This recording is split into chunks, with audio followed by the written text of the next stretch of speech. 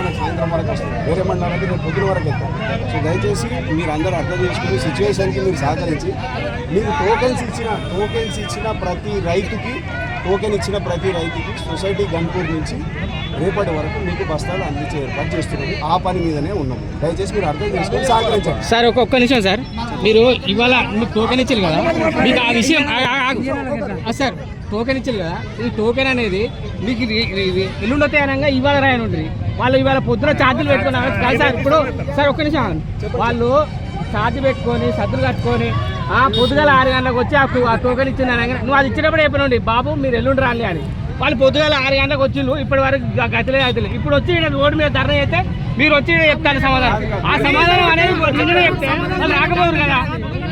ఇప్పుడు మేము అడిగేది ఏంది క్వశ్చన్ అంటే వీళ్ళు మేము రైతులం అంతా ఎంత చురుకైనా కనబడతామా ప్రభుత్వానికైనా అధికారులకైనా?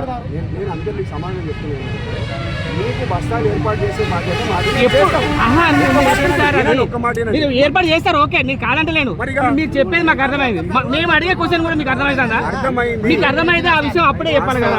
ఒక మాట ఏంటండి, మనకి day to day minute to minute programs వస్తున్నాయి అబ్బా, అలాట్మెంట్స్ వస్తున్నాయి.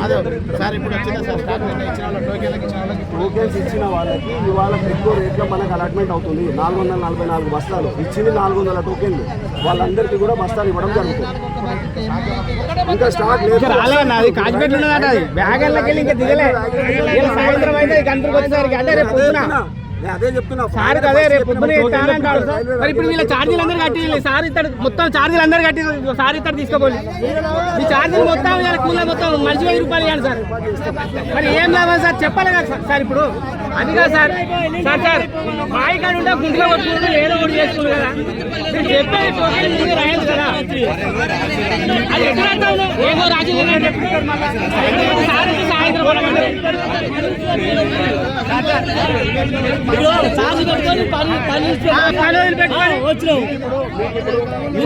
నిన్న పని పెట్టుకొని వచ్చి నిన్న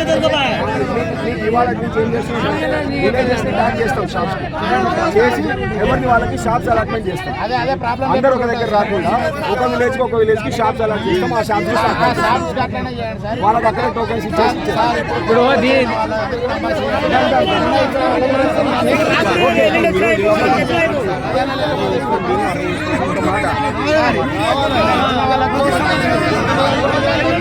టోకెన్ లేదా సార్? సార్ టోకెన్ లేదా? ఈ రోజు టోకెన్ లేదు, ఇచ్చిన వాళ్ళకి మనకి మళ్ళీ ఇదే పరిస్థితి కదా మనకి. సార్ ఇప్పుడు కనీసం అంటే వాళ్ళ బాధను కూడా వ్యక్తపరచుకోవడం కాదు. దానికి ఆన్సర్ సార్ ఓకే సార్, అందరూ రైతులు పోతారు సార్, అందరూ పోతాం కాదు. రేపు ఇప్పుడు మన టికెట్లు టోకెన్ తీసిన వాళ్ళకు రేపు పొద్దున అదే ఇప్పుడు టోకెన్లు ఈ రోజు వస్తాయి అని ఇచ్చింది. ప్రతి ఒక్క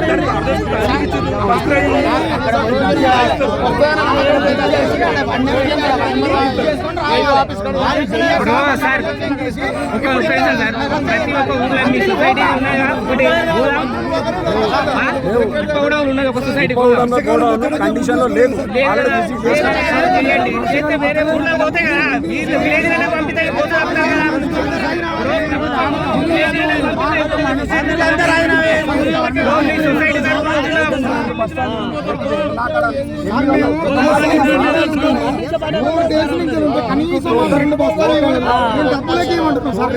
ఉన్న వాళ్ళకి బస్తా ఇస్తాము.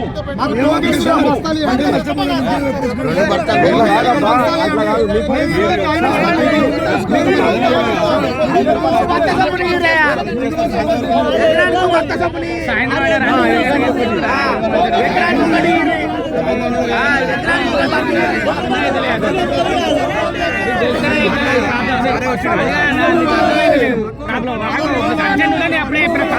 కార్యక్రమం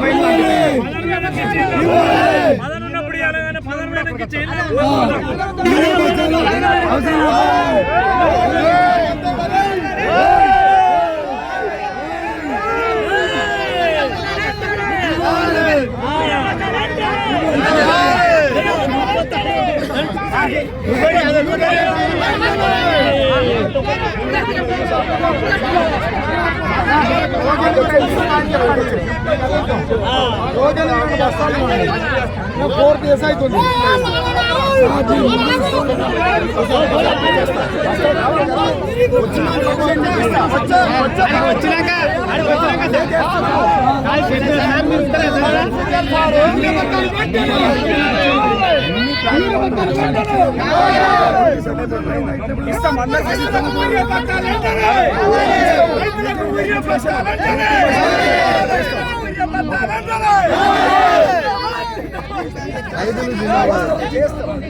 రైతులకు యూరియా బత్తాలు కావాలి. యూరియా బత్తాలు పెట్టండి. యూరియా బత్తాలు పెట్టండి. యూరియా బత్తాలు పెట్టండి. యూరియా బత్తాలు పెట్టండి. అందుకని యూరియా బత్తాలు పెట్టండి. అందుకని యూరియా బత్తాలు పెట్టండి. రైతుల యూరియా బత్తాలు పెట్టండి. చేస్తాం, మీకు బస్సులు ఏర్పాటు చేస్తాం. 10 సంవత్సరాలు